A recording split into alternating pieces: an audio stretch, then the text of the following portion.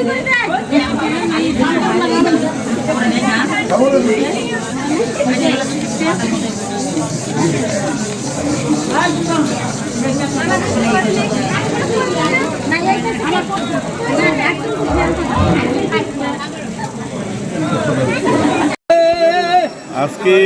ভেড়াগুড়ি two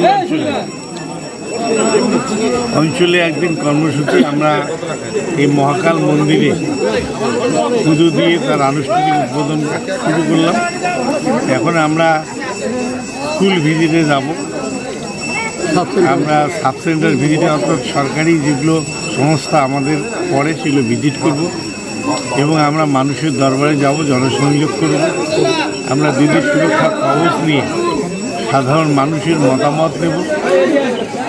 সরকারি অঞ্চল office আছে সেখানে আমরা যাব এবং কর্মী সভা জনসংযোগের মধ্য দিয়ে আমরা আজকের দিনটাকে দিদির সুরক্ষা কবচের কথাটা মানুষের সামনে তুলে দেব। হিরো হিরো হিরো হিরো সুইজারদের পাশে বাড়ি। 4 নম্বর। হ্যাঁ, ওই ছেলেদের চার আছে, মেয়েদের চার নেই। ফাইন দুটো এটা হলো আমাদের পুরানো স্টক ছিল তো, এটা আবার হ্যাঁ ওই পুরানো ফ্রি।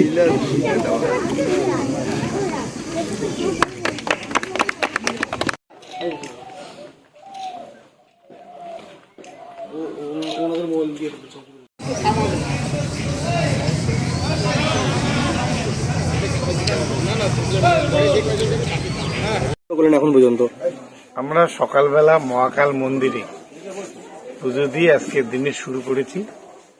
মহাকাল মন্দিরে পরে ব্রাহ্মণীচকি প্রাইমারি স্কুল এবং মহাকালের সঙ্গে লাগানো যে প্রাইমারি স্কুল সেটা পরিদর্শন করি, ছাত্রছাত্রীদের সঙ্গে কথা বলি, মিড ডে মিলের অবস্থাটা দেখি এবং পরবর্তীকালে আমরা ছাত্রছাত্রীদের আমাদের পশ্চিমবঙ্গ সরকারের তরফ থেকে যে জুতে দেওয়া হয়েছে সেই জুতে আমরা ছাত্রছাত্রীদের মধ্যে বিলি করি।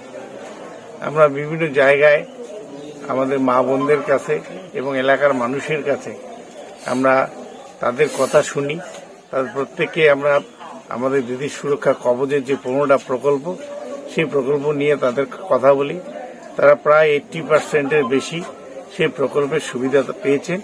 কিছু মানুষ এখনো সুবিধা পায়নি, যাদের স্বাস্থ্যসাথী কার্ড বা তপশিলি জাতির শংসাপত্রের ত্রুটির জন্য তপশিলি বন্ধু ভাতা অথবা লক্ষ্মীর ভাণ্ডার পায়নি। কিন্তু কৃষক বন্ধু এবং পাশাপাশি যে আমাদের জলস্বপ্নের প্রকল্পে যে জলের কাজ সেটা দ্রুত গতিতে এগিয়ে চলছে এবং আমাদের গভর্নমেন্টের যে টার্গেট আছে 2024 অক্টোবরের মধ্যেই আমরা বাংলার প্রত্যেকটা বাড়িতে পরিশ্রুত পানীয় জল পৌঁছে দেবো। এটা আমাদের সরকারের টার্গেট এবং সেই লক্ষ্যে দ্রুততার সঙ্গে কাজ চলছে।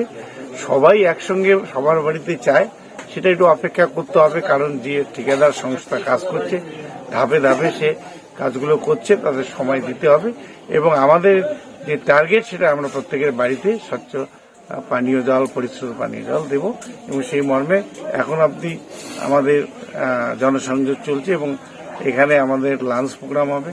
তারপরে আমরা অঞ্চল অফিসের কাজকর্ম নিয়ে ভিজিট করব, পঞ্চায়েতের সঙ্গে আলাপ করব। পরবর্তীকালে কর্মী সভা আছে, জনসংযোগ সভা আছে, এগুলো আমরা করে আজকের দিন আমরা সারাদিনেই প্রোগ্রামগুলো করব।